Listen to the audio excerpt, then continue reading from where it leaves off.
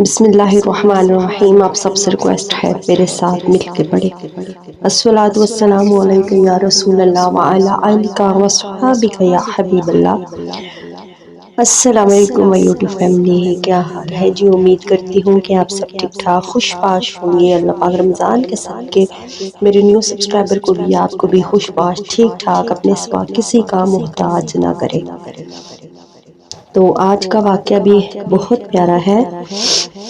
اس کا واقعہ یہ ہے کہ بنی اسرائیل میں ایک بہت ہی نیک اور صالح بزرگ تھے. ان کا ایک ہی بچہ تھا جو نابالغ تھا.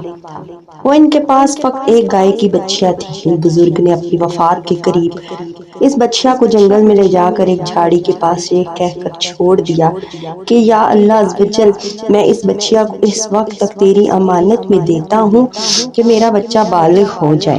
اس کے بعد بزرگ کی وفات ہوئی. بچیا چند دنوں میں بڑی ہو کر درمیانی عمر کی ہو گئی. بچہ جوان ہو کر ماں کا بہت ہی فرما بردار اور نیکوکار تھا. اس نے اپنی رات کو 3 حصوں میں تقسیم کر رکھا تھا. ایک حصے میں سوتا، ایک میں عبادت کرتا، ایک میں اپنی ماں کی خدمت کرتا، اور روزانہ صبح کو جنگل سے لکڑیاں کاٹ کر لاتا اور ان کو بیچ کر ایک آدھی رقم کا حصہ صدقہ کرتا اور آدھی کا اپنی ذات پر خرچ اور آدھی کا اپنی والدہ کو دیتا. ایک دن لڑکے کی ماں نے کہا، میرے پیارے بیٹے، تمہارا باپ نے میراث میں ایک بچیا چھوڑی ہے جس کو انہوں نے فلاں جھاڑی کے پاس جنگل میں خدا عز و جل کے امانت میں سونپا تھا.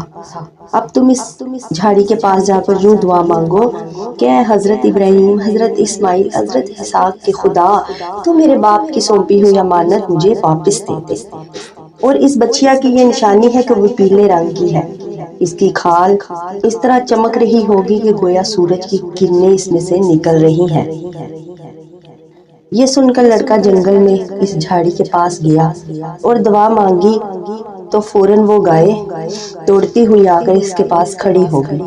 یہ اس کو پکڑ کر گھر لایا تو اس کی ماں نے کہا، بیٹا تم اس گائے کو لے جا کر بازار میں 3 دینار میں بیچ ڈالو، لیکن کسی گاہک کو میرے بغیر مشورے کے مت دینا. ان دنوں بازار میں قیمتی گائے کی 3 دینار تھے. بازار میں ایک گاہک آیا جو حقیقت میں فرشتہ تھا. اس نے کہا، میں گائے کی قیمت 3 دینار سے زیادہ دوں گا مگر تم ماں سے مشورہ کیے بغیر گائے میرے ہاتھ بیچ ڈالو. لڑکے نے کہا، تم خواہ کتنی زیادہ رقم دو مگر میں اپنی ماں کے مشورے کے بغیر ہرگز گائے نہیں بیچوں گا. لڑکے نے ماں سے سارا ماجرا بیان کیا تو ماں نے کہا، یہ گاہک کوئی فرشتہ ہے تو اے بیٹا تو اس سے مشورہ کر، ہم اس گائے کو ابھی بیچیں یا نہ بیچیں. چنانچہ اس لڑکے نے بازار میں اس گاہک سے مشورہ کیا تو اس نے کہا، ابھی تم اس گائے کو نہ بیچو، آئندہ اس گائے کو حضرت موسیٰ علیہ السلام کے لوگ خریدیں گے. تم اس گائے کے چمڑے میں سونا بھر کے اس کی قیمت طلب کرنا، وہ لوگ اتنی ہی قیمت دے کر خریدیں گے. چنانچہ چند ہی دنوں کے بعد بنی اسرائیل کے ایک بہت مالدار آدمی جس کا نام عامیل تھا، اس کے چچا کے دونوں لڑکوں نے اسے قتل کر دیا اور لاش کو ایک ویرانے میں ڈال دیا. صبح قاتل کی تلاش شروع ہوئی مگر جب کوئی سراغ نہ ملا تو کچھ لوگ حضرت موسیٰ کی خدمت میں حاضر ہوئے.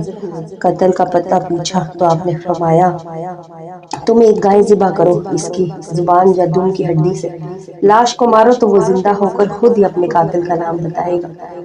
یہ سن کر بنی اسرائیل نے گائے کے رنگ، اس کی عمر وغیرہ کے بارے میں بحث شروع کر دی.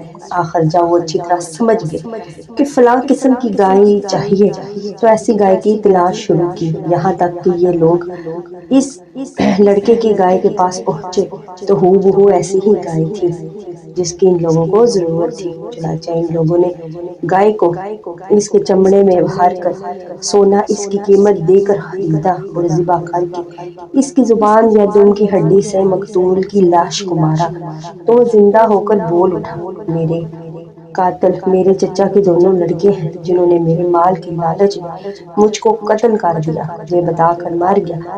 چنانچہ ان دونوں قاتلوں کو قصاص میں قتل کر دیا گیا اور مرد صالح کا لڑکا اپنی ماں کا فرما بردار اور دولت سے مالا مال ہو گیا. سبحان اللہ. اس واقعے سے پیاری سی وائی ٹی فیملی ہمیں کیا درس ہدایت ملتا ہے؟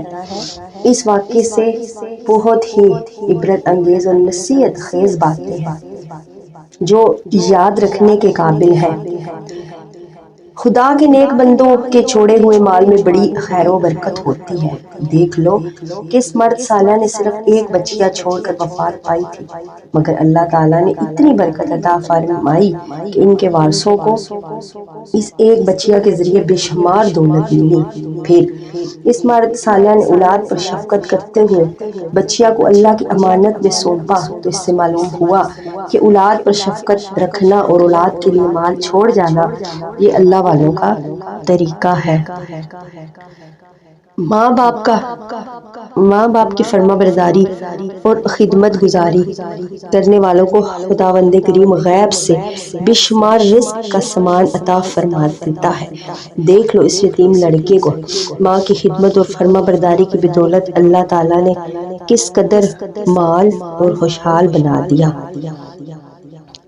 اور خداوند قدوس کے احکام میں بحث اور خرید کرنا مصیبتوں کا سبب ہوا کرتا ہے۔ دیکھ لو کہ بنی اسرائیل کو ایک گائے ذبح کرنے کا حکم ہوا تھا، وہ کوئی سی بھی ایک گائے ذبح کر دیتے تو فرض ادا ہوتا، مگر ان لوگوں نے جب بحث شروع کی کہ وہ گائے کیسی ہو، کیسا رنگ ہو، کتنی عمر ہو، تو مصیبت میں پڑ گئے۔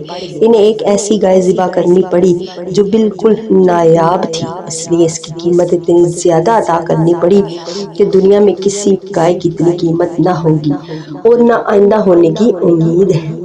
پھر جو اپنا مال اللہ تعالیٰ کی امانت میں سونپ دے، اللہ تعالیٰ اس کی حفاظت فرماتا ہے اور اس میں بے حساب خیر و برکت عطا فرما دیتا ہے۔ جو اپنے اہل و عیال کو اللہ تعالیٰ کے سپرد فرما دے، اللہ تعالیٰ اس کے اہل و عیال کی ایسی پرورش فرماتا ہے جسے کوئی سوچ بھی نہیں سکتا۔ امیر المومنین حضرت علی رضی اللہ عنہ نے فرمایا، جو پیلے رنگ کا جوتا پہنے گا وہ ہمیشہ خوش رہے گا اور اس کو غم بہت کم ہوں گے، کیونکہ اللہ تعالیٰ نے پیلی گائے کے لیے یہ فرمایا تھا کہ دیکھنے والوں کو خوش کر دیتی ہے۔ اس سے یہ بھی معلوم ہوا کہ قربانی کا جانور جس قدر بھی زیادہ بے عیب اور خوبصورت اور قیمتی ہوگا، اس قدر زیادہ بہتر ہوگا۔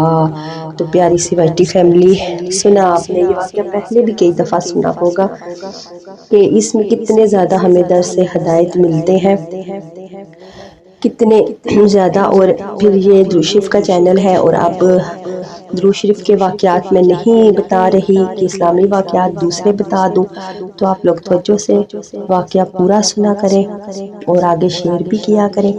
اگر ویڈیو اچھی لگے تو میرے چینل کو سبسکرائب بھی کر دیں، لائک بھی کریں۔